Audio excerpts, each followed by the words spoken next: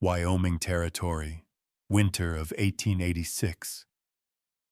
The wind came down off the Absaroka Range like a knife, thin and mean, whistling through every gap of Josiah Cole's barn. It rattled the loose pane on the back wall and carried the smell of snow and old iron. He was oiling the hinge on a stall door when the rider came, a dark blur against the pale drift, shoulders hunched, horse steaming. The man handed Josiah a single envelope before turning back into the white. The paper was thin, edges soft from travel. Josiah turned it over in his palm, slow, as if weight alone could tell him what waited inside. His name was written in a hand that pressed light but certain. Mr. Josiah Cole, Ash Hollow, Wyoming Territory. The Mr. looked polite enough, but there was something in the careful strokes that felt like distance, like someone who'd learned not to expect kindness. He didn't open it right away.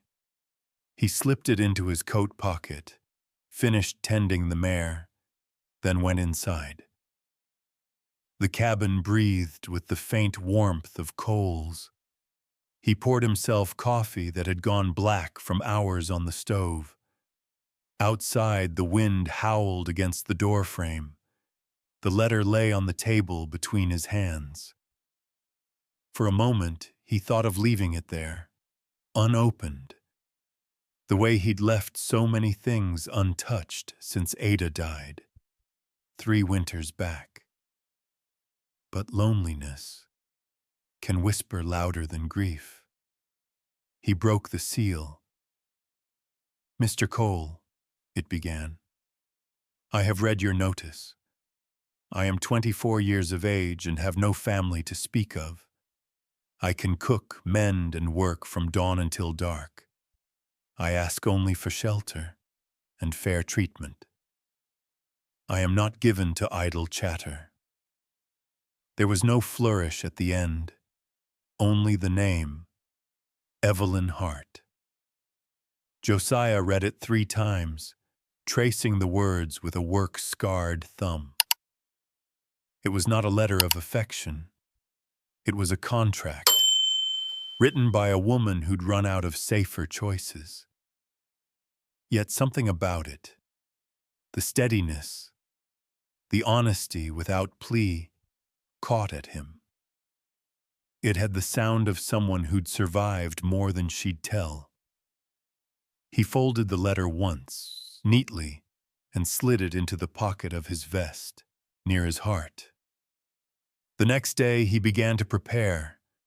The guest room, unused since the war years, was small but clean.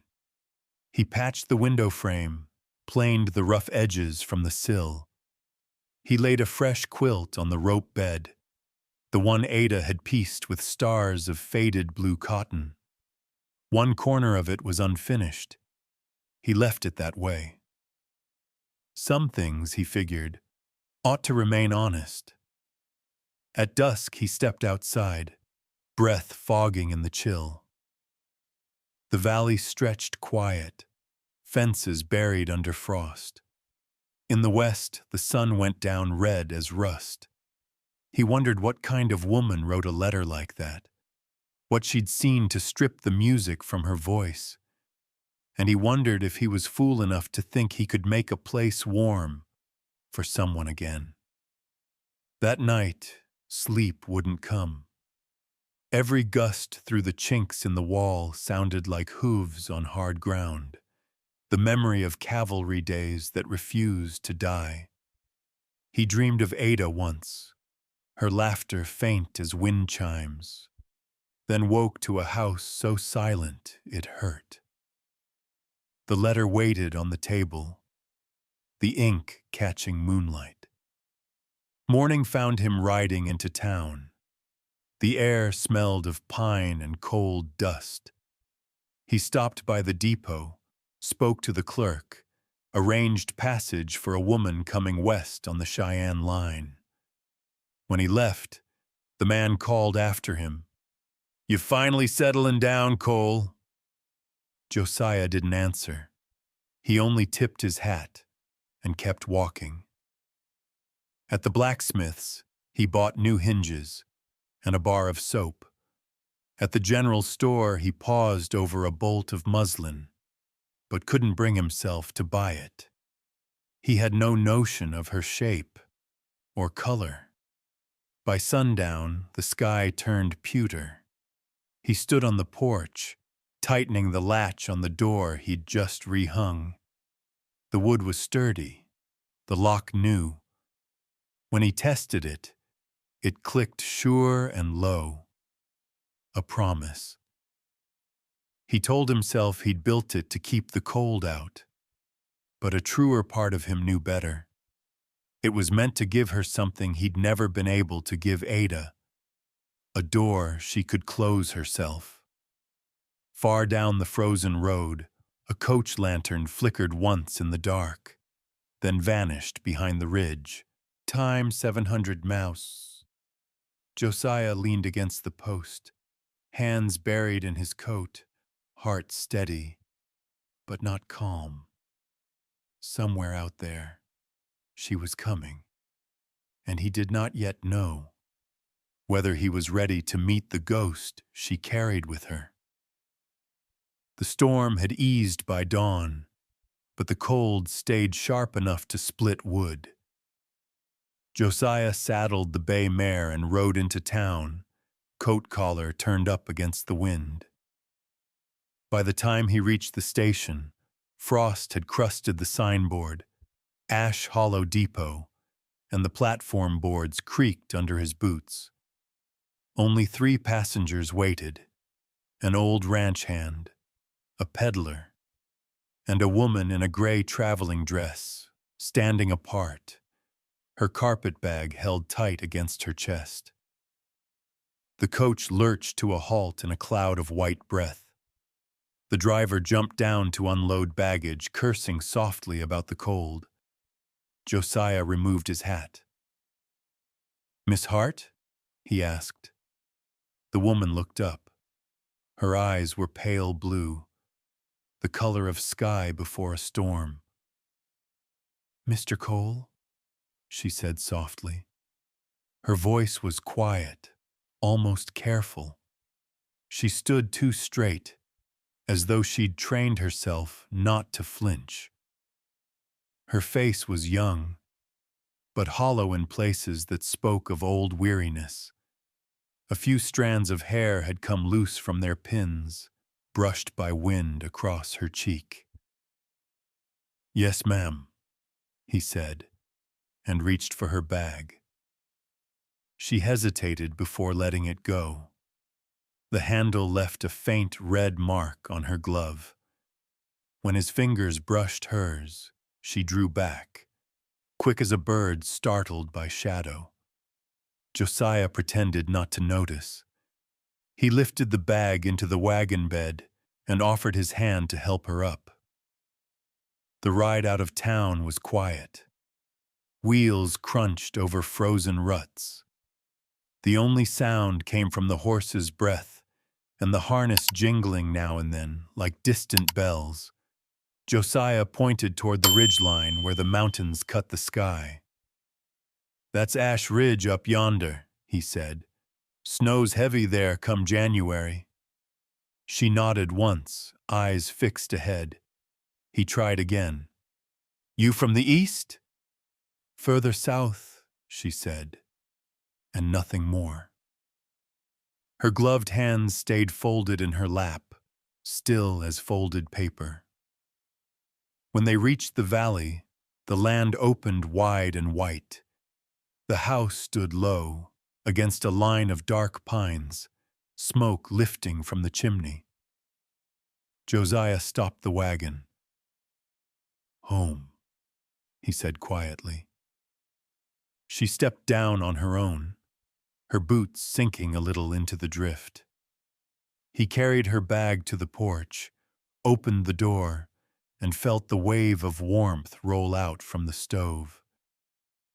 "You can take this room," he said, showing her the small space near the window. The bed was made, the quilt of blue stars tucked neat. She paused at the threshold, eyes moving slow across the room, as though searching for a trap. "It is sufficient," she whispered. Josiah nodded. "Kitchen's through there. Supper will be ready in an hour or so." When he brought her plate of stew later, she was standing by the window, arms folded tight. She took the bowl with both hands, murmured thanks, and sat at the far end of the table. They ate in silence. The fire crackled, wind groaned around the eaves, spoons clicked soft against a tin. After a while she said, without looking up, "If it pleases you, I will rise early and see to the chores. I ask only that my room remain my own." Josiah set his spoon down. "As you wish, Miss Hart." "I prefer to be called Evelyn," she said, and then corrected herself almost at once. "Or Miss Hart. Either is fine." He gave a small nod.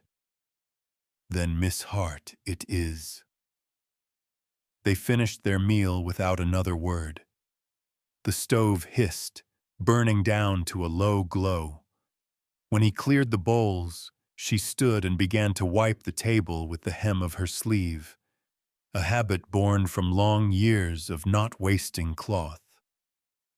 He stopped her gently. "Leave it. I'll tend to that."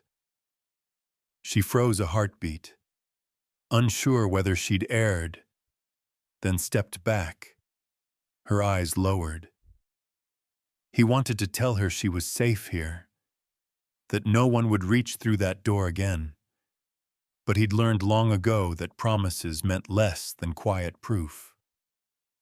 So instead, he reached for the lantern and checked the latch on her door before heading to his own room. The new wood fit snug, the hinge steady. Through the wall he could hear her breathing, light, uneven, the sound of someone who slept only because they were too tired not to. Josiah lay awake, listening to the wind scraping across the roof.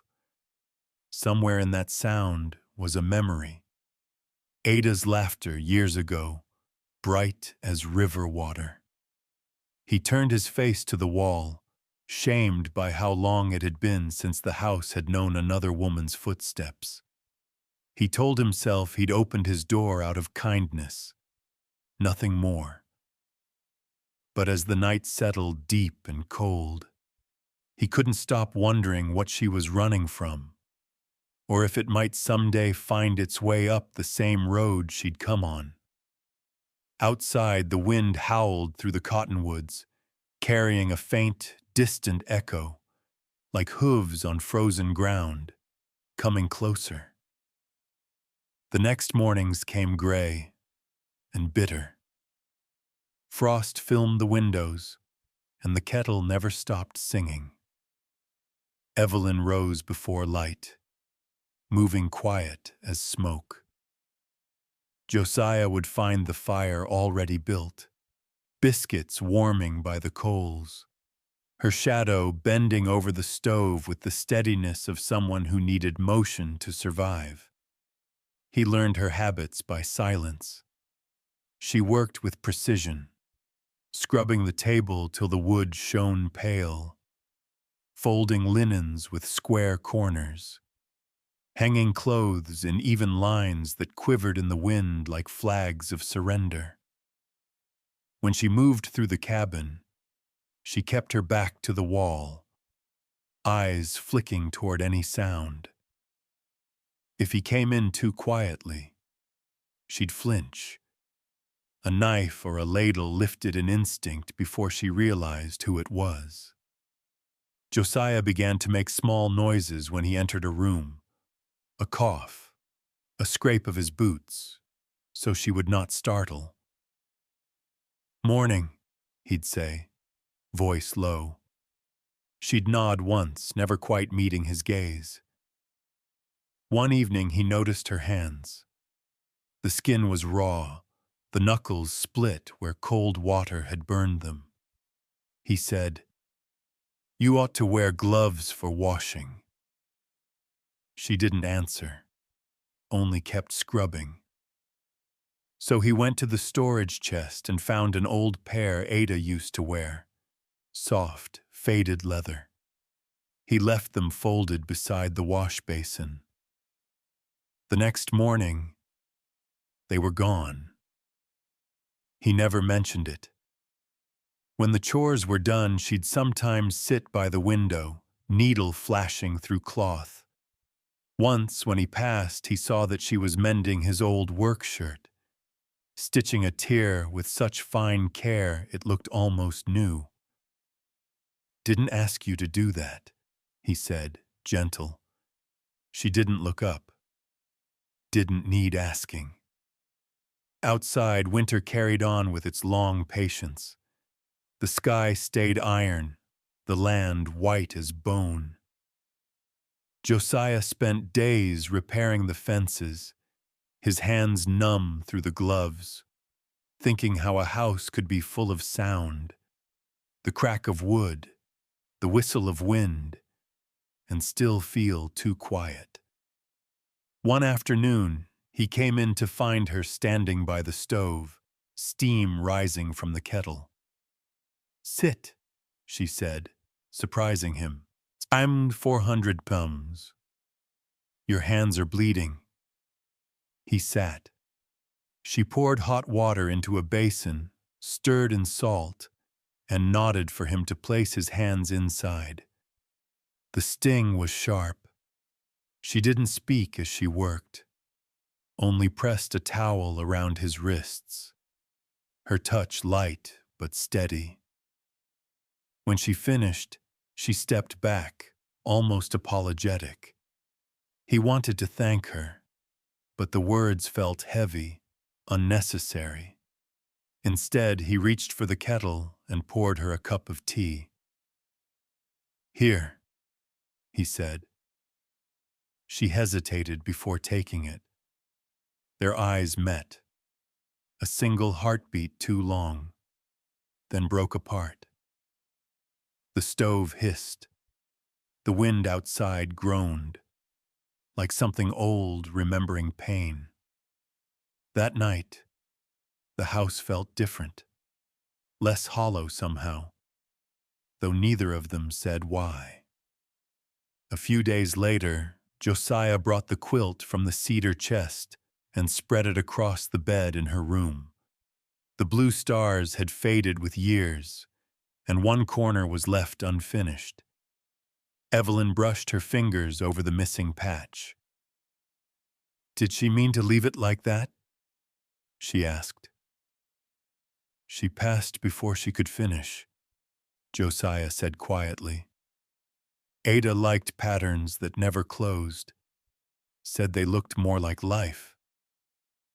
Evelyn nodded, her gaze softening just a fraction. "Maybe I'll mend it for her one day." He smiled faintly. "When you're ready." Outside, clouds gathered low, thick and restless. The air smelled of snow again. Josiah went to check the barn doors before dark.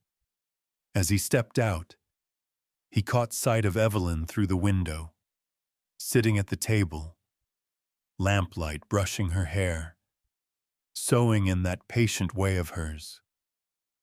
Something inside him eased, the way a rope loosens when the strain is gone. Then a sound split the quiet, a sudden cry from the horses, wild and sharp. He dropped his gloves and ran. Inside the barn, shadows leapt from the swinging lantern. The horses were rearing, eyes white with fear. He reached for the lead rope, But before he could grab it, a figure moved through the dark. Evelyn, barefoot, her gray skirt whipping around her legs. Rate slow. Easy, she whispered, stepping toward the black mare. Shadow. Her voice was calm, steady, the tone of someone who'd soothed panic before. Easy, girl. Josiah stopped where he was, afraid to break the spell. The mare's breath steamed. Evelyn raised a trembling hand and laid it against the animal's neck. The wildness bled out of the creature as if drawn away by her touch. When Shadow finally stilled, Evelyn sagged, shoulders shaking from cold. Josiah caught her coat from the peg and wrapped it around her. "You'll freeze out here," he said. She looked up, eyes glassy with exhaustion. But there was a flicker of something else, too. Trust. Or the beginning of it. She nodded once. He walked her back to the house without another word. Inside, he set a basin by the stove and eased her bare feet into the warm water. The skin was blue from frost. She sat stiff, hands gripping the chair arms, watching him as if unsure why he bothered. "Gotta get the blood back," he said quietly. Her mouth trembled, but she said nothing. When he finished, he draped a blanket over her knees and turned away to stir the fire.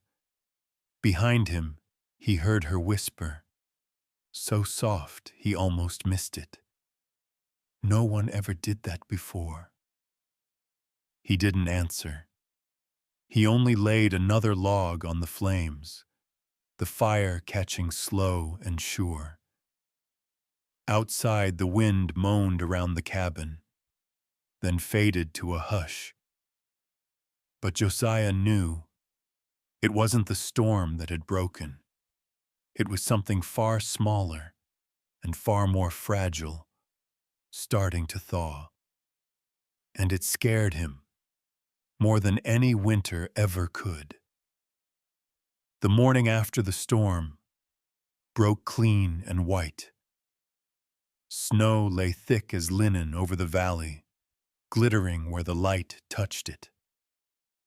The horses were quiet now, their breath rising in slow plumes through the chill.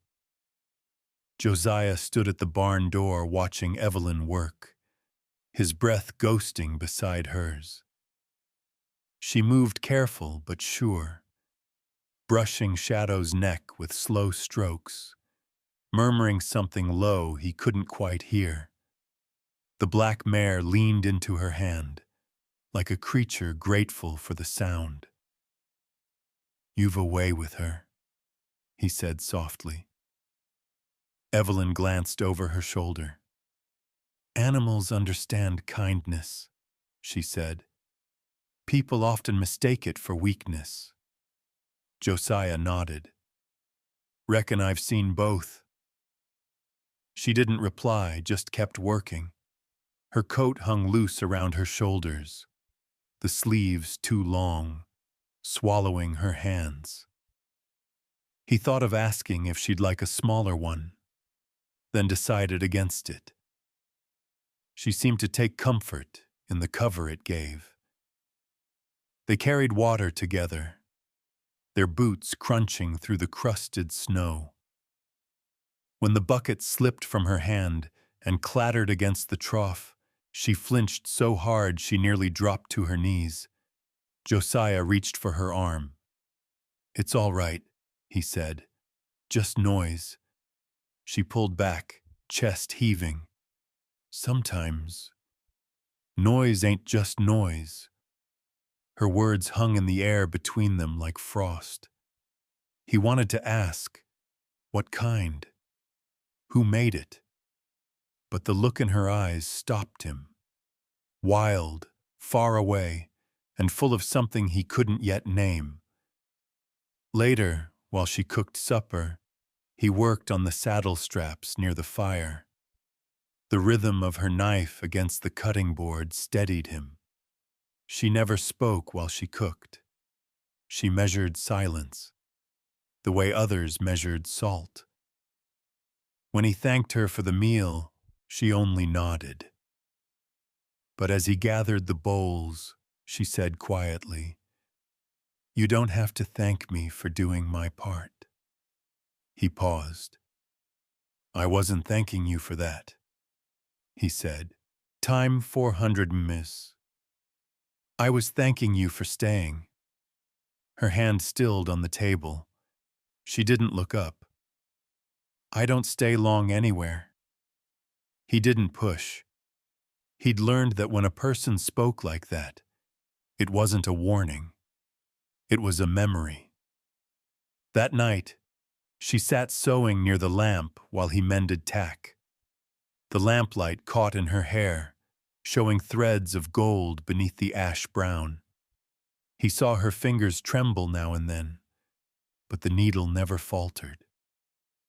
Outside, the wind shifted, brushing the shutters like fingertips. "Storm will come again," he said. "I'm used to storms," she murmured.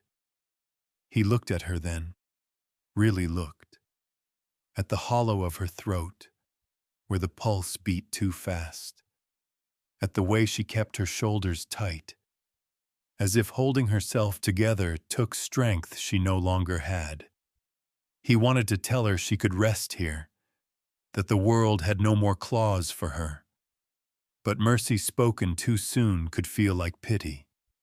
So instead, he said, "You can finish that in the morning. Light's better then." She didn't stop sewing. Some things can't wait till morning. The thread snapped. She sucked in a sharp breath. A bead of blood welled on her fingertip. Josiah rose, crossed the room, and offered her a cloth. She took it, eyes flicking up to his for the briefest moment. "Thank you," she said. The words came out rough, as if she hadn't used them in a long time. He stepped back. The room was too small for both their silences. When he finally went to his bed, the wind had died. Moonlight pressed through the window, laying pale bars on the floor. He turned once, twice, then gave up on sleep. A sound came from the next room, a soft thud, then stillness.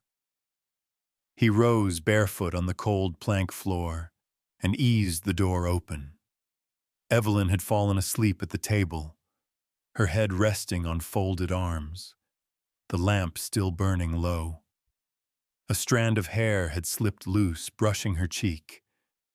Her breathing was steady but shallow, the kind that comes from exhaustion, not peace. He moved quietly, lifting her into his arms.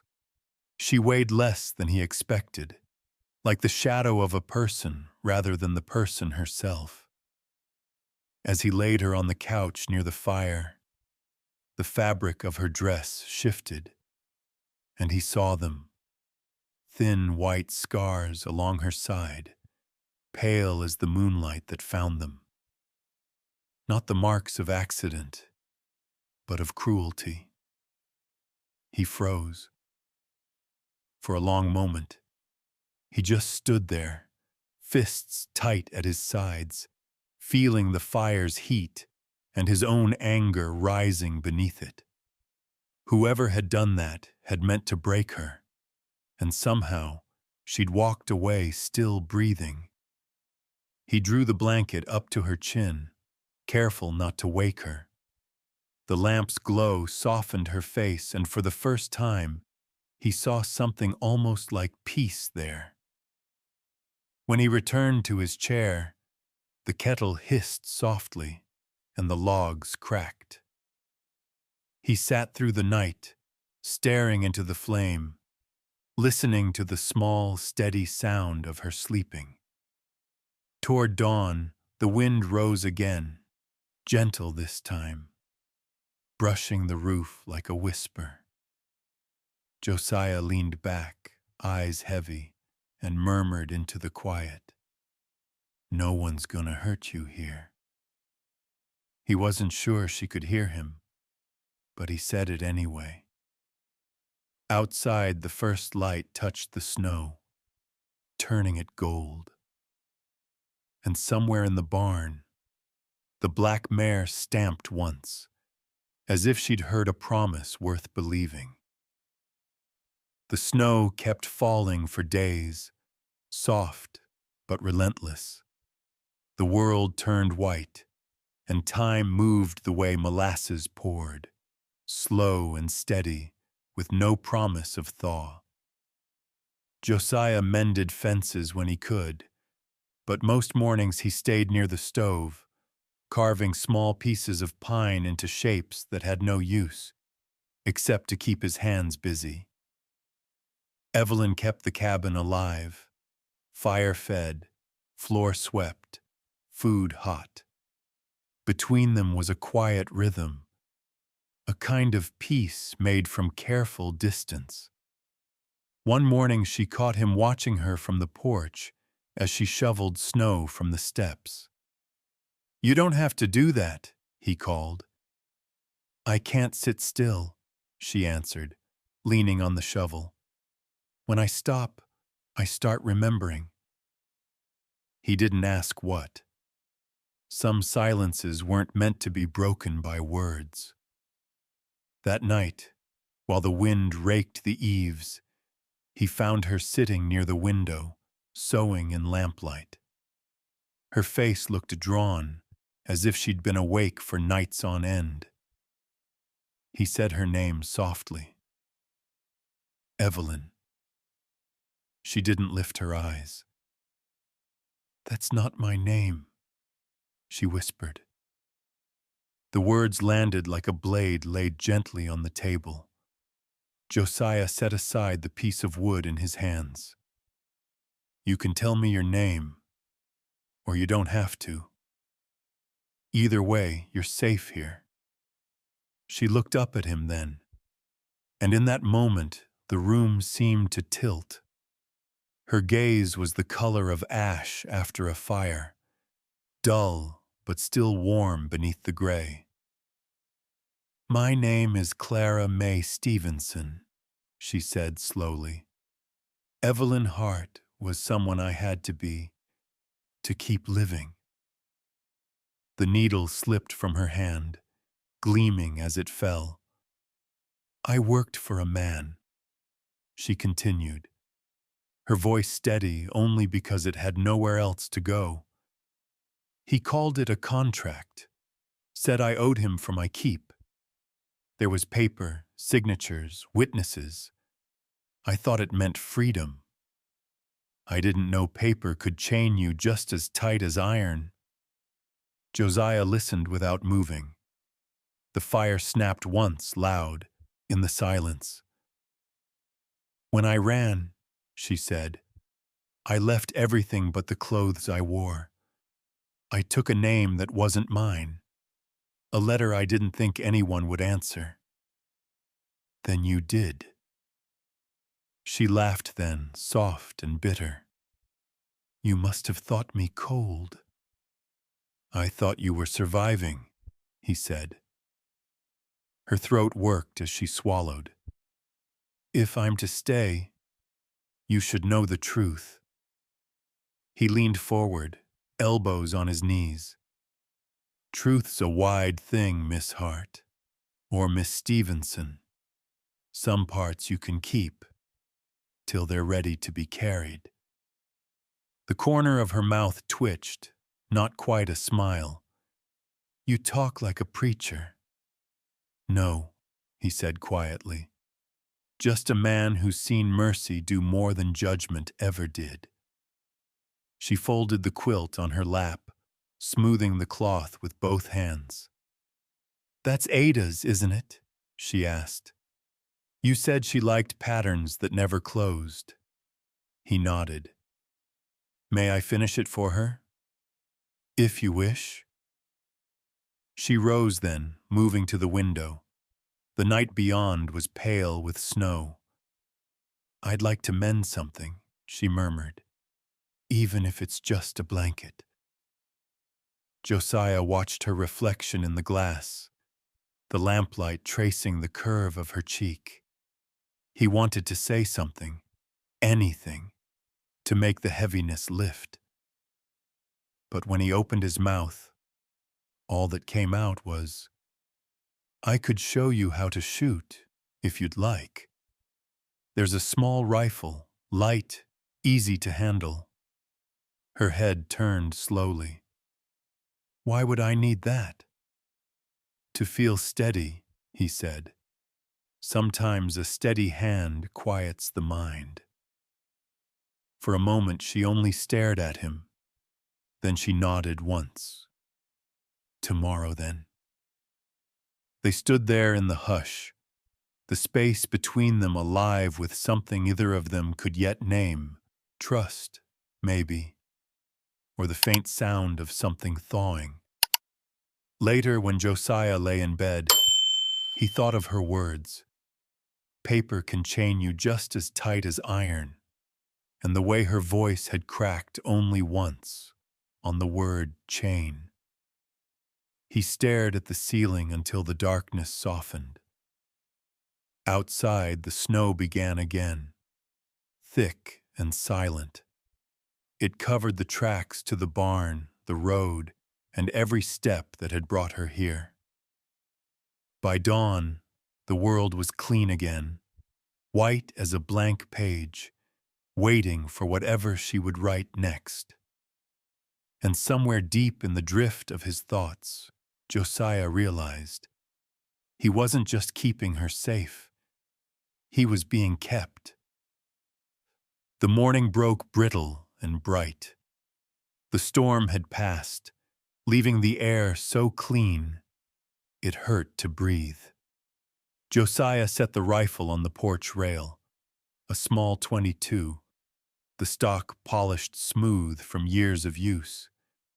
He checked the chamber, wiped a bit of oil from the sight, and laid it down as carefully as one might lay down a newborn. Clara stepped outside, wrapped in Josiah's old coat. The sleeves swallowed her hands, and her hair was tied back in a rough braid. The light hit her face, and for the first time he saw how young she really was beneath the wear. You ever fired one before? He asked. She shook her head. He wouldn't allow it, she said quietly, and then caught herself, as if she hadn't meant to say his name in any form at all. Josiah didn't ask. He only pointed to a tin can set on a fence post 20 yards out. You don't have to hit it, he said. Just listen to what the gun sounds like, in your hands. Her fingers trembled when she reached for it. What if I drop it? Then I'll pick it up for you, he said. We start over. The air hung still. She lifted the rifle, the barrel wavering. Josiah stepped behind her, not close enough to touch, but near enough that she could feel his steadiness. Breathe in, he said. Now let the breath go. That's the rhythm you follow, not the trigger. The shot cracked through the morning like lightning on dry wood. Birds exploded from the cottonwoods. The echo rolled down the valley, then faded. The can stayed still on the post.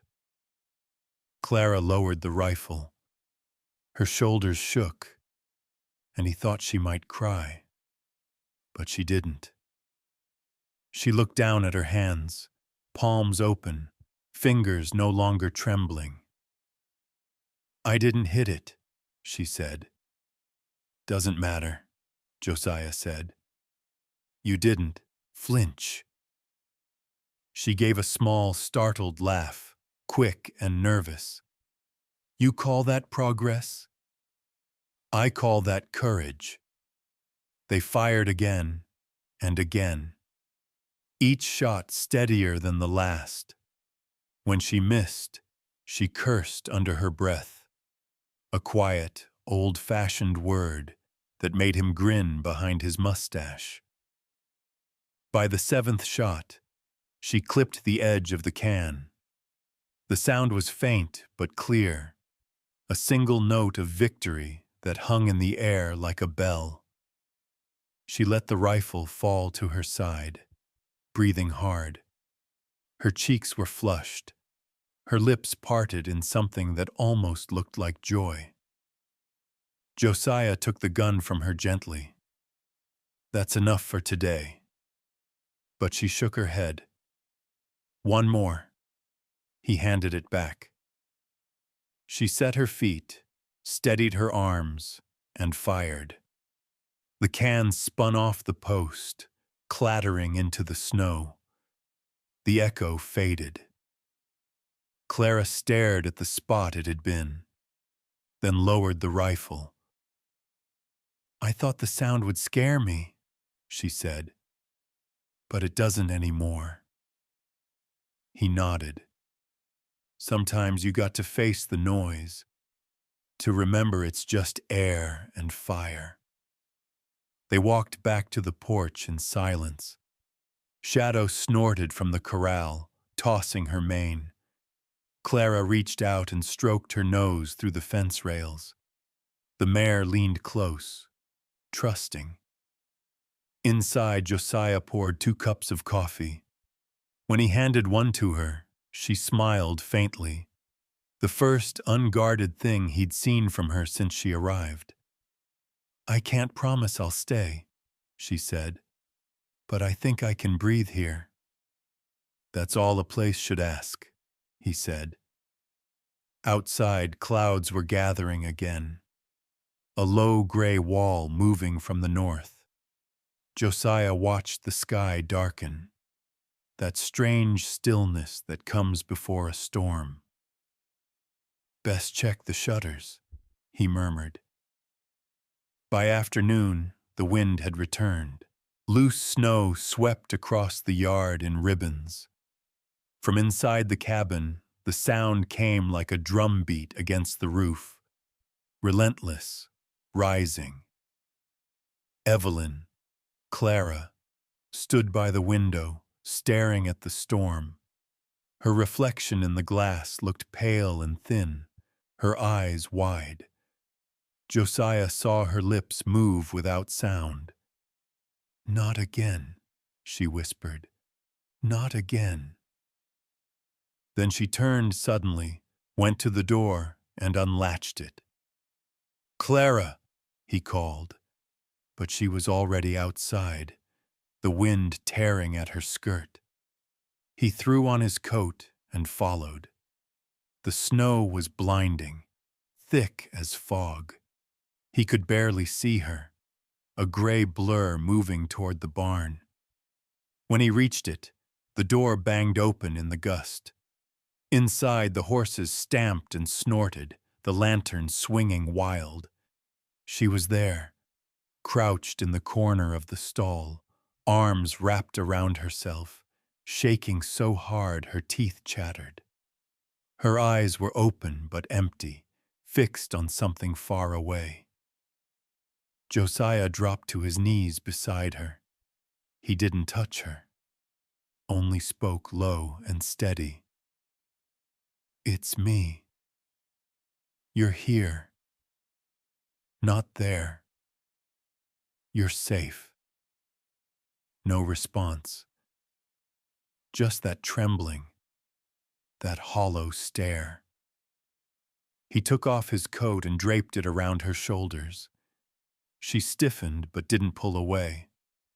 The wind howled outside, the walls creaking like old bones.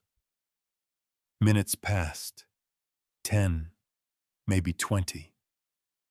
Slowly, her breathing changed. The panic eased, replaced by exhaustion so deep it seemed to drain the color from her skin. She sagged against the hay, eyes fluttering.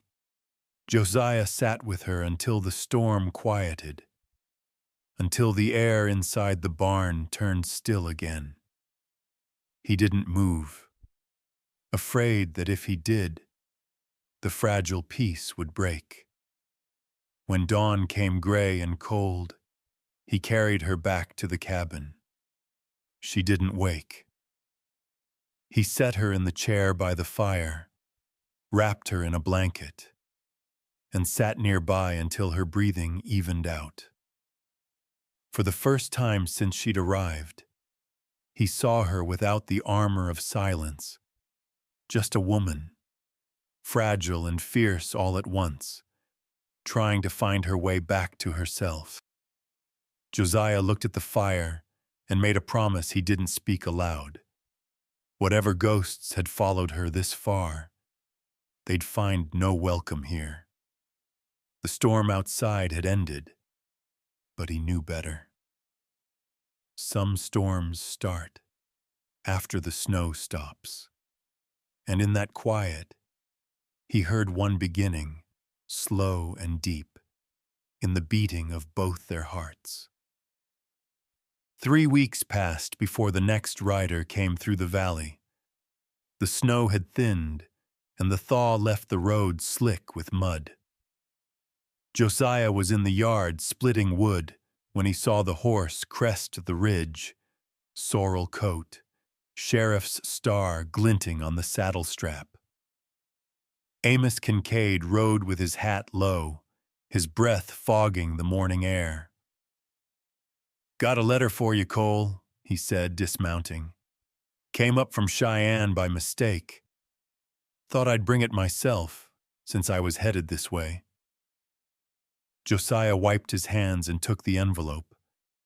The seal was dark red, heavy wax stamped with a snake coiled around a staff. He didn't recognize the mark, but something in his chest tightened. Kincaid watched his face. "Trouble? Guess I'll find out." He opened it slow. The handwriting was elegant, practiced, the kind of man who'd paid others to write for him. To Mr. Josiah Cole, it has come to my attention that you are harboring a woman by the name of Evelyn Hart, also known as Clara May Stevenson. Said woman is bound by contract to one Silas Brant of Louisiana, and her removal from his employ constitutes theft of property. Unless she is returned willingly within 10 days, I shall pursue recovery by law. No signature, just the mark again. The snake coiled tight, ready to strike. Josiah's jaw set hard. He folded the letter once, then twice, until it was small enough to vanish in his fist. "Who's Brant?" Kincaid asked. "The man she ran from," Josiah said. His voice was low, but the air around him seemed to hum. "The one who called slavery a contract." Kincaid spat into the snow. "Hell of a thing to call lawful." "Law don't make it right," Josiah said. Kincaid nodded. "You want me to take this to the judge? Let him sort it?" Josiah looked toward the cabin. Smoke rose steady from the chimney, the kind that said someone was home, alive, safe. "Great slow." "No," he said. "Not yet. She's had enough men deciding her fate." The sheriff studied him for a long moment, then said, "You're treading fine ground, Cole. But if this Brant fella comes here, I'll stand beside you." Josiah nodded his thanks. "Appreciate it." When Kincaid rode off, Josiah went inside. Clara was at the table rolling dough for biscuits, flour dusting her sleeves. She looked up, reading his face before he spoke. "What's wrong?" He set the folded paper on the table. Letter came. Her hands stilled. The color drained from her face. "From him?" Josiah didn't answer, which was answer enough. She turned away, pressing her palms flat against the table. "He'll come," she whispered. "He always does." "Not here," Josiah said. "Not again." Her laugh was soft, empty. "You can't stop men like him." He stepped closer, but she backed away, eyes wide. "Clara." "No," her voice cracked. "You don't understand what it means to belong on paper. It's not something you can shoot or burn." Josiah looked at the letter, then at her. "Maybe not, but paper burns easy enough." She shook her head. "He has the law. That's all he ever needed." He wanted to tell her she was wrong, that the West had its own kind of justice, rough, imperfect, but real. Instead, he said quietly, "Then we'll take it to the people, not the law. Reverend Pike's holding service Sunday. Let him read this letter aloud. Folks can decide what's right." Her breath caught. "You'd risk them knowing?" "Better they know the truth than hear lies later," he said. She sank into a chair, hands trembling. For a long while neither spoke. The kettle hissed, and outside the wind changed direction, carrying with it the sound of hooves, far off, but coming closer. May Whitcomb stopped by that evening with a loaf of cornbread and gossip from town. "Heard a man asking questions down at the Mercantile," she said, unwrapping her shawl. "City suit, silver buttons, talked like a judge. Said he was looking for a woman traveling under a borrowed name." Josiah's eyes met Clara's. Her lips parted, but no sound came. May lowered her voice. "You want my advice, you make your stand before he does. Once a man like that starts talking law, folks forget how to listen to truth." That night, Josiah barely slept. The letter sat on the table between them like a loaded gun. He watched Clara sewing by lamplight, her face pale but calm. She didn't ask for comfort, and he didn't offer it. When the flame burned low, she said quietly, "If he comes, I won't run again." "Then we stand together," Josiah said. She nodded, her gaze steady. "Together." Morning came pale and hard. From the ridge, a wagon rolled into sight. 2 horses, black coats gleaming, wheels cutting deep tracks in the thaw. Josiah stepped to the porch, hand resting on the post. Clara joined him, her face white as the snow that still clung to the edges of the yard. The wagon stopped at the gate. A man climbed down, his coat too fine for Wyoming, his boots clean despite the mud. He looked up at the house and smiled, the kind of smile that doesn't reach the eyes. "Mrs. Stevenson," he called. "Or shall I say, Evelyn Hart?" Josiah felt Clara stiffen beside him. The man tipped his hat. "My name is Silas Brandt. I believe you have something that belongs to me." The man from the city stood at the gate, like a figure carved from arrogance. His coat gleamed with rain, his gloves spotless. Josiah could smell the cologne from 10 yards away. something sharp that didn't belong to Wyoming dust. "Silas Brant," Josiah repeated flatly. "You've come far." "Not far enough," the man said, smiling thinly. "I'm owed property. I intend to collect it." Clara stepped forward before Josiah could speak. She wasn't trembling, not yet, but her face had gone pale under the morning light. "I am not property," she said. Her voice was low, even, but something inside it rang clear. Brant's smile didn't waver. "A fine word. Not. You were not when you signed, not when you fled, and now you'll be not again. Not free, not safe. Don't pretend you forgot the ink." "I remember," Clara said. "Every stroke." Josiah moved between them, his shadow falling across the mud. "You've had your say. Now you'll take that carriage and leave." Brant's eyes flicked to him, cold and curious. "You must be Cole, the farmer who thinks himself a savior." He brushed a fleck of dust from his sleeve. "She's under contract, sir. The paper's legal. If you interfere, it'll cost you more than you own. The war ended that kind of law." "Laws change slower than bullets," Brant said, almost polite. "And I have both." The air between them tightened.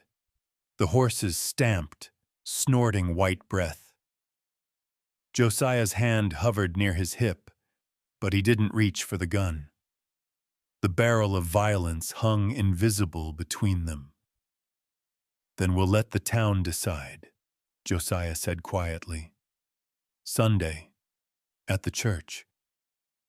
Brant raised an eyebrow. "A sermon won't change ink."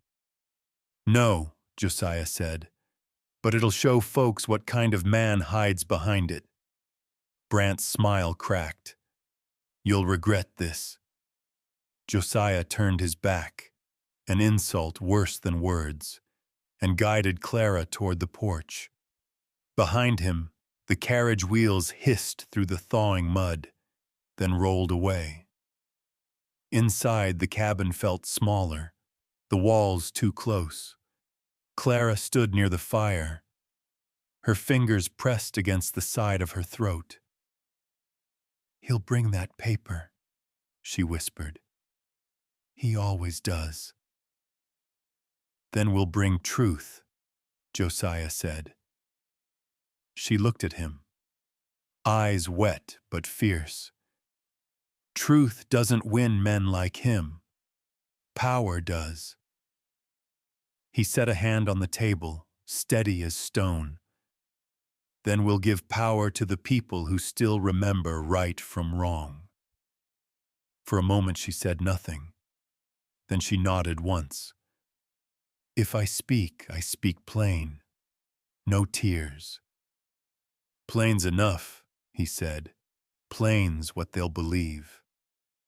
May Whitcomb arrived that afternoon with a basket of dried apples and more news.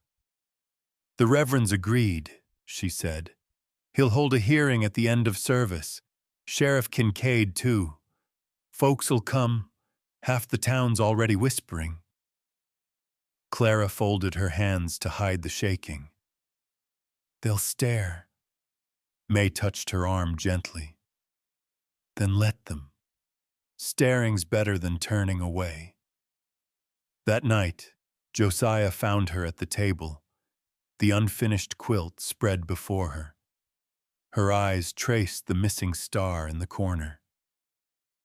"I used to dream about running," she said quietly.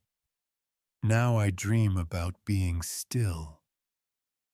He leaned against the doorframe. "Maybe stillness ain't a dream. Maybe it's the start of living." She smiled faintly.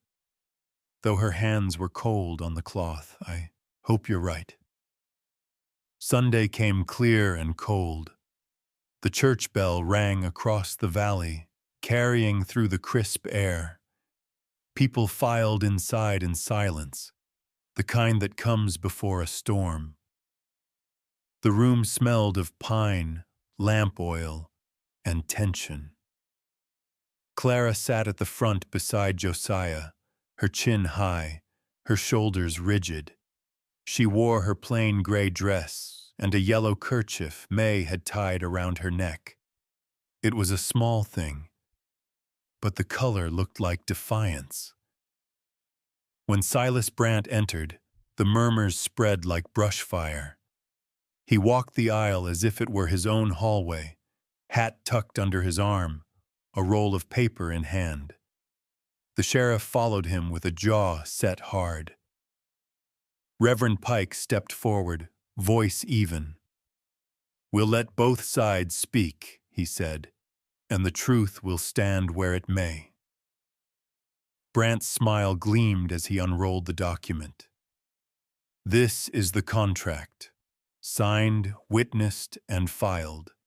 A lawful bond between myself and the woman calling herself Evelyn Hart." He turned toward her, tone silk smooth. "Lily," he said, the name she'd been forced to carry.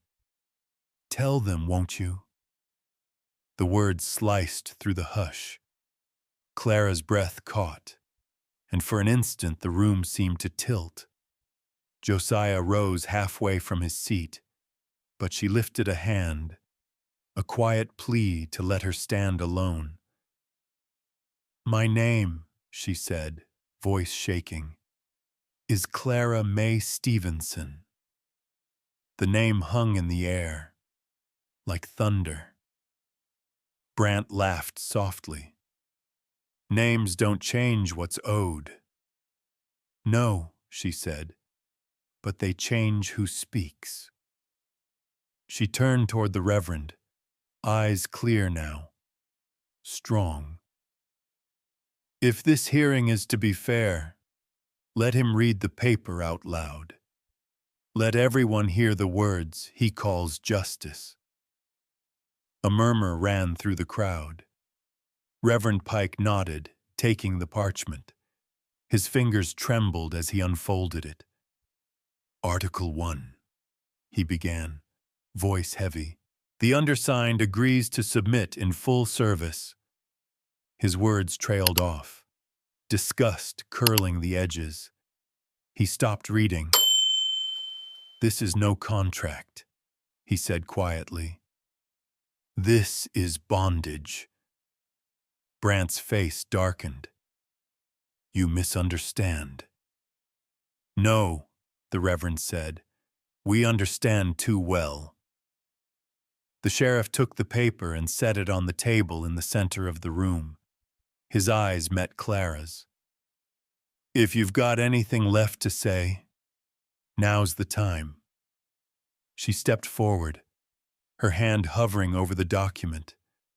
Her fingers brushed the coarse fiber, tracing the ink that once caged her.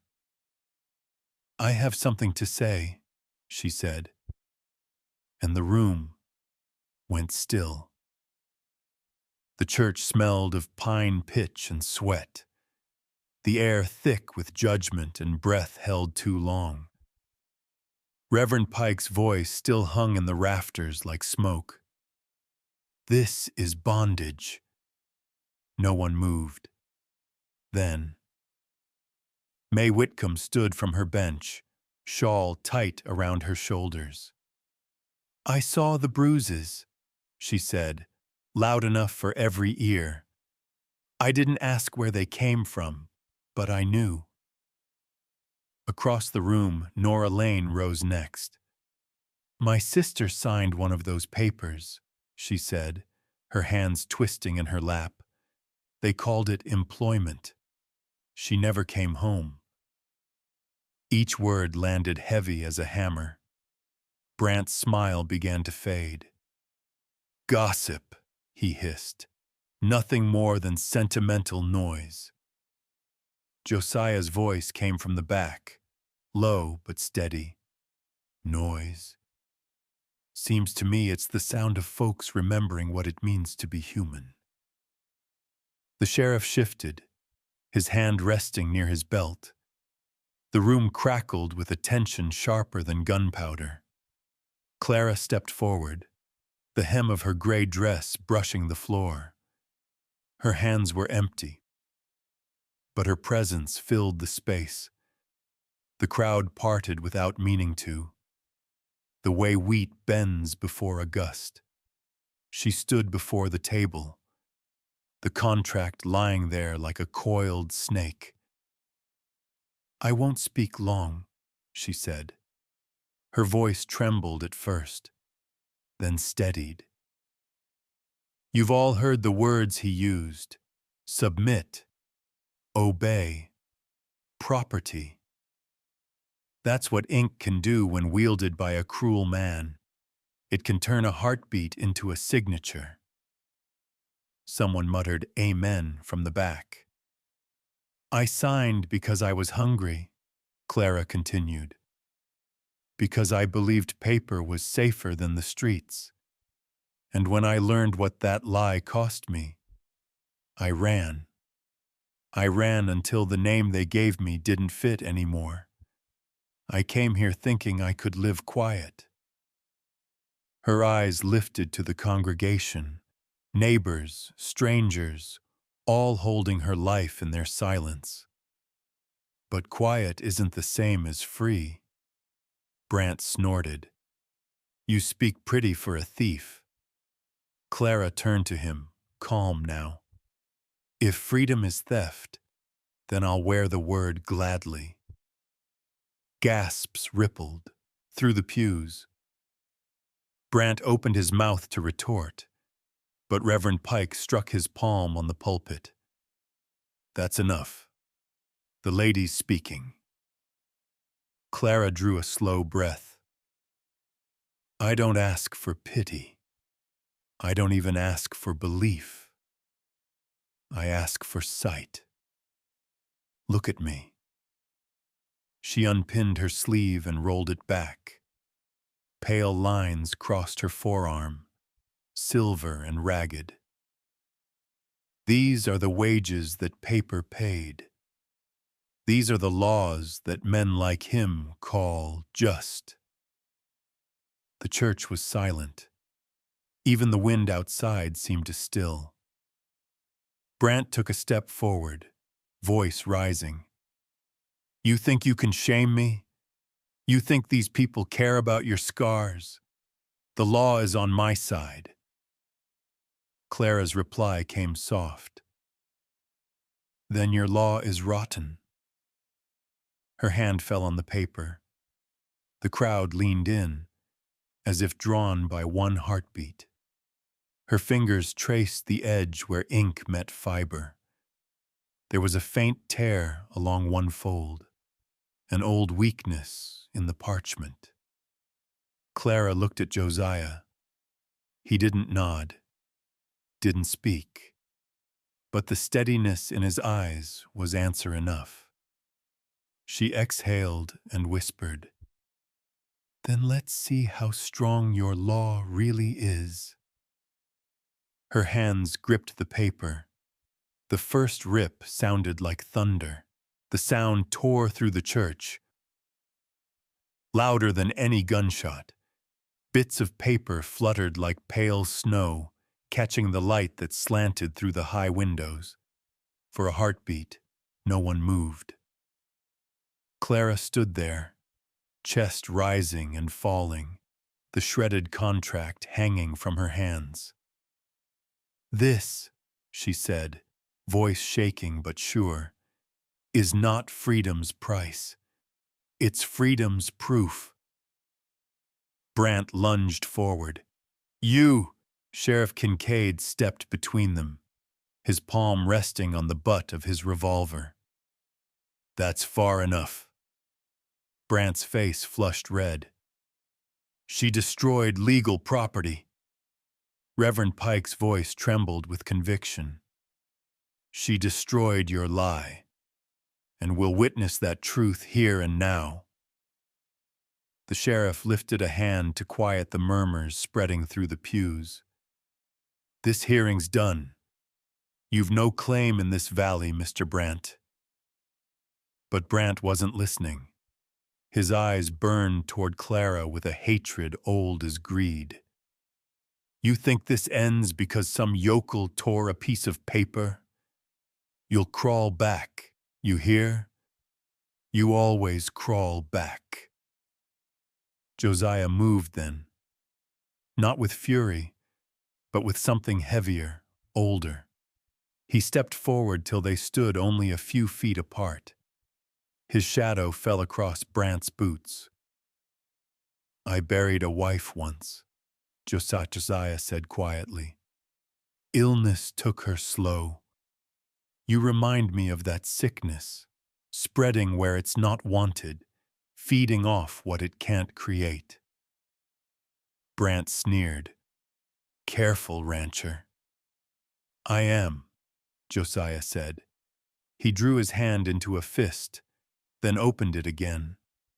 The air between them held the weight of the choice. Ain't mercy for your sake, he said, his voice low enough only Clara and the sheriff could hear. It's for mine. I'm done carrying hatred that don't belong to me. The silence that followed felt like absolution. Reverend Pike turned toward the people. You all saw what justice looks like when it breathes, not on paper, but in flesh and choice. This woman's no one's property. Not now, not ever. A murmur grew, first one voice, then two, then the whole room. Amen. That's right. Let her be. May Whitcomb stood and laid a yellow scarf, bright as a sunrise, around Clara's shoulders. You wear this, she said softly, so no one ever forgets you stood up. Nora came next, pressing Clara's hand, eyes wet. You didn't just free yourself. You freed all of us who were still afraid. Clara's breath hitched, her throat working as if she'd forgotten how to swallow. Then she looked toward Josiah, tears brimming but unshed. I don't know how to thank you. He shook his head. Don't. Just live. Brant stared around the room, realizing there was no crowd left to rule. He snatched his hat, muttering curses as he stormed down the aisle. The door slammed, and the echo of it felt like a weight lifting from the floorboards. The sheriff exhaled hard. Guess that settles it. He turned to Clara. You want me to file a report? She looked at the scattered scraps of paper, then at Josiah. No, she said softly. Let the wind have it. The Reverend smiled faintly. Then may mercy finish what justice began. Outside, the noon light spilled across the snow. It was warmer than it should have been. Clara stepped into it, the yellow scarf catching the sun, her eyes closing as though the light itself were something she hadn't felt in years. Josiah followed, stopping beside her on the steps. You ready to go home? He asked. Her gaze drifted over the white hills, the quiet town, the church behind them. Home, she repeated, as if tasting the word for the first time. Then she nodded. They walked down the path together. Behind them, the scraps of the torn contract blew across the yard, scattering into the blue sky. Fragments of something once meant to bind, now too weak to hold. As they reached the wagon, she turned to him and said, "You could have killed him." "I could have," he answered. "Why didn't you?" Josiah looked at her then, his eyes soft but steady. "Because he ain't the one needed killin'. The hate was, and it's done." She studied his face, searching for something she couldn't name. Then, slowly, she smiled, level moderate, a small, weary, perfect smile. The wind picked up, carrying the last of the paper into the mountains, and with it went the last whisper of her old name. The sun rose pale and gold over the mountains, spreading a thin light across Ash Hollow. The storm's memory still lingered, dark clouds caught in the eastern peaks, but the air carried the smell of thaw and pine sap. Josiah stood on the porch, mug in hand, watching the steam curl into the chill.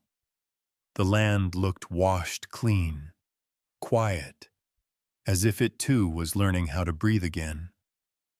Behind him, soft footsteps crossed the floorboards.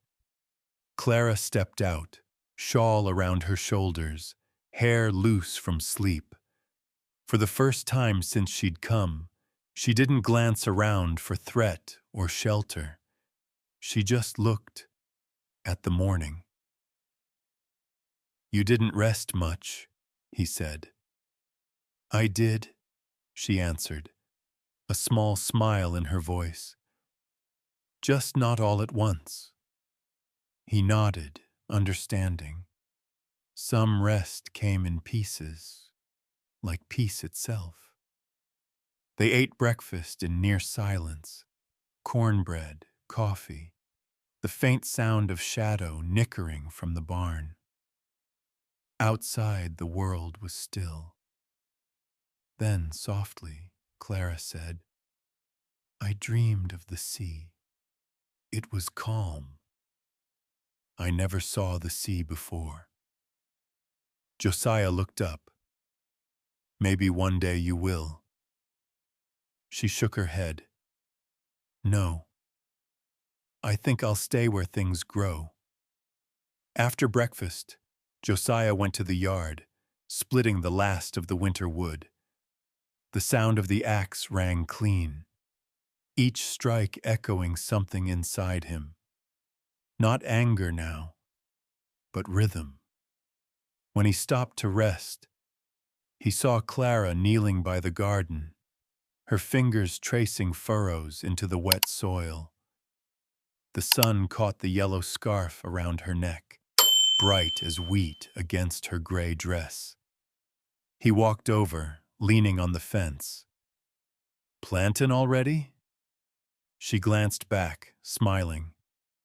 "May gave me seed peas, said they like the cold." "You believe her?" "I want to." He liked that answer. They worked together for hours, him mending fence posts, her tending soil, two silhouettes moving slow and sure under the pale sky. Sometimes she hummed without realizing it, a tune so faint he had to stop to listen.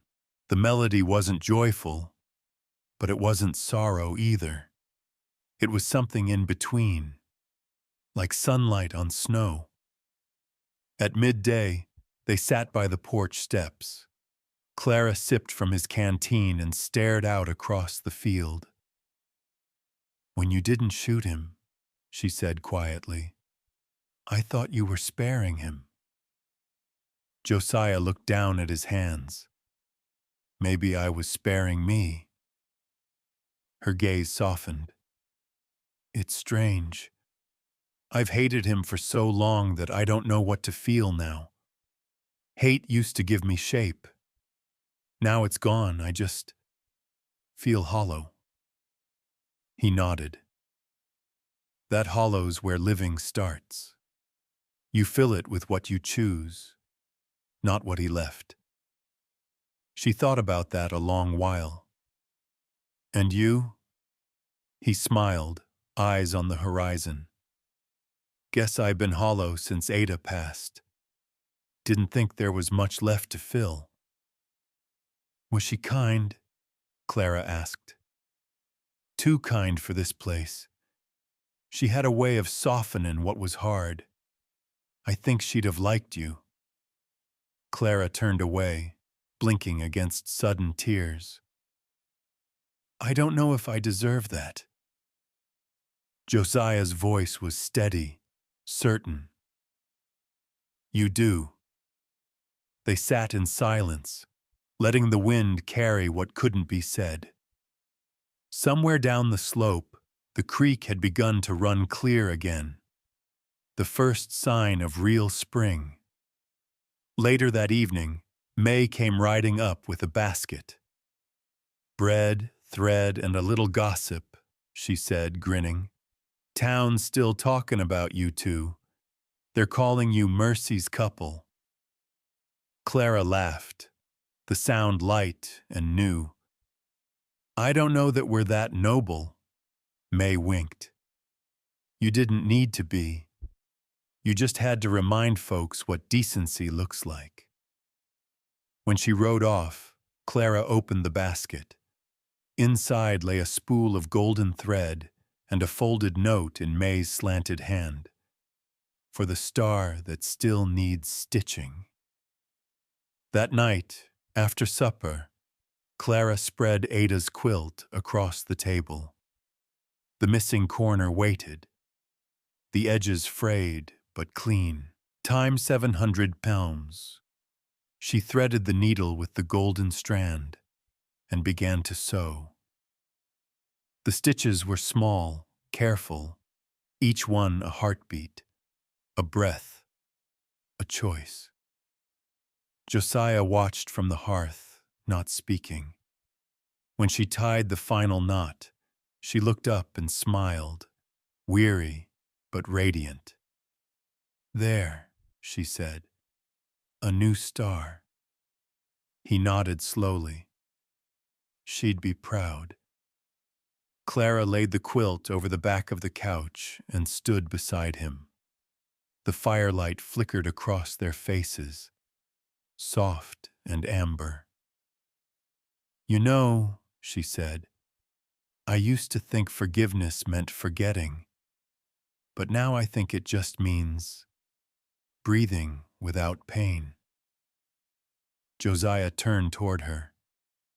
Then you've done it. Not alone, she whispered.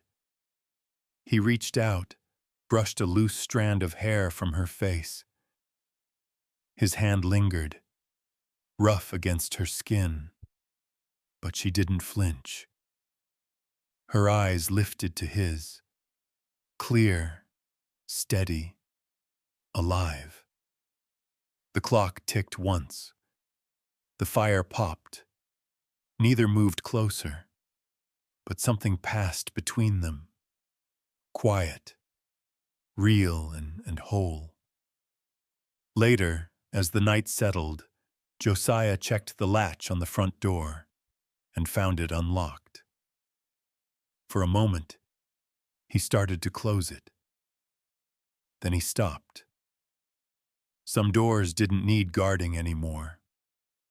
Outside, the moonlight lay silver on the snowmelt. The wind had turned warm, carrying the faint scent of wild sage. Clara lay awake for a while, listening to the sound of the creek, the soft rustle of the house. For the first time in years, her heartbeat didn't race in the dark. She turned toward the window and saw Josiah's shape on the porch, hat tipped low, keeping watch. Not because he had to, but because he wanted to. And in that stillness, she whispered to herself, I'm safe. The word didn't feel foreign anymore. It felt like prayer. Spring crept into Ash Hollow, like a shy visitor. The last snow clung to the shadowed corners of the pasture, melting into small rivulets that whispered through the fields. Every morning, the light lingered a little longer, warming the boards of the old porch, softening the edges of a valley that had known too much winter. Clara woke before dawn now, not from fear, but from habit, the kind born of peace. She stood by the window, watching the sky pale from indigo to gold, listening to the faint sounds of the ranch stirring awake. Outside, Josiah's voice carried low and even as he spoke to the horses, a language of calm and care. That sound, once strange to her, had become her anchor. When she stepped outside, he greeted her with a nod. "Morning, Clara." "Mornin', Josiah." The way he said her name had changed, soft, unhurried, without the weight of pity or the distance of caution. She carried a small wooden box under her arm, chalk, slates, and dog-eared books May had brought from town. "You really mean to start teachin'?" Josiah asked. Clara smiled. "Some of the children can't read. Maybe teaching them will help me remember who I was, before everything." So she did. Each afternoon, children from neighboring homesteads came to the porch, boots muddy, faces bright with curiosity. Clara drew words on the slate: home, hope, freedom, and had them spell them back. The first time she wrote freedom, her hand trembled. The second time, it didn't. Josiah sat nearby, mending tack or whittling wood, pretending not to listen. But sometimes he caught himself smiling at the sound of their laughter. Life settled into rhythm. Quiet mornings, work in the fields, the smell of bread and soap, and long evenings by the fire. The silence between them softened into something steady, something human. One evening, as dusk brushed gold across the sky, Clara lingered on the porch, the yellow scarf May had given her fluttering in the breeze. Josiah joined her, leaning against the post. "Never thought I'd hear laughter around this place again," he said. "Time 800 mess." Clara nodded. "It sounds different when it's real. You gave it back to this place." She looked at him. "No, Josiah, we did." Later that night, after he'd gone to bed, she unfolded Ada's quilt. The missing star in the corner seemed to wait for her. She set the spool of golden thread beside the lamp and began to sew, stitches slow and sure. The thread caught the lamplight, glinting like dawn breaking across fabric. When she tied the last knot, she whispered, "Done." Morning found her still there, hair undone, eyes bright with fatigue and pride. "You been up all night?" he asked. She nodded. "It's finished." He bent to look, running his hand across the golden star. "You made it shine." "It's not perfect." "Neither's life," he said. "But it's true." They had coffee on the porch, watching the valley stir awake, fields shimmering with dew, the creek finally free of ice, running silver in the morning sun. "Feels different," Josiah said. "It is different," she answered. "I used to wake with fear. Now I wake with purpose." He smiled quietly. "Reckon that's the best kind of start." They spent the day in easy labor, he fixing the fence, she planting early peas in the softening earth. Each seed she pressed into the soil felt like a promise. When Josiah came by with a bucket of water, she looked up and said, "May called this Mercy's garden." He chuckled. "Seems right. This ground's seen enough hurt. Time it grew something gentle." That night, as the stars rose, Josiah brought out 2 mugs of coffee and sat beside her on the steps. The finished quilt lay over their knees, warm against the mountain chill. "Ever think of leavin'?" he asked. "Seein' what's past the ridge?" "Sometimes," she said, "but I think everything I need to find is here. Some things you don't run toward. You grow into them." He nodded. "Guess I've been growing too." She smiled softly. "Maybe we both have." A long silence settled, the kind that didn't ask for words. From the barn came the quiet snort of shadow. From the fields, the hum of wind through grass. Clara turned toward him. "You think peace lasts?" He thought for a while. "Peace don't last forever, but love knows how to start it again." She looked at him, eyes bright in the starlight. "Then maybe that's enough." He reached for her hand, rough fingers brushing her knuckles. She didn't pull away. For the first time, the touch didn't startle her. It steadied her. Later, when he went inside, she stood alone on the porch, looking out at the stars above the dark valley. One shone brighter than the rest, a gold tint, like the thread she'd sewn into Ada's quilt. She smiled to herself. "A new star for a new life," she whispered. In the days that followed, the garden sprouted. Tiny green shoots broke through the soil, trembling in the wind, but holding fast. Children returned for their lessons, filling the air with laughter. May visited, bringing honey and news from town. Even Sheriff Kincaid came by once, hat in hand, mumbling about a valley that feels different lately. It did feel different. The land was the same, but its silence had changed. It no longer spoke of loss. It hummed with things mending, with people daring to stay. That evening, Clara laid the quilt across Josiah's shoulders as he dozed by the fire. The golden star caught the light, glowing faintly like a heartbeat. She sat beside him, watching the flames dance. "We made it through the winter," she murmured. He stirred but didn't wake. His hand found hers in sleep, fingers curling around her wrist, not in claim, but in trust.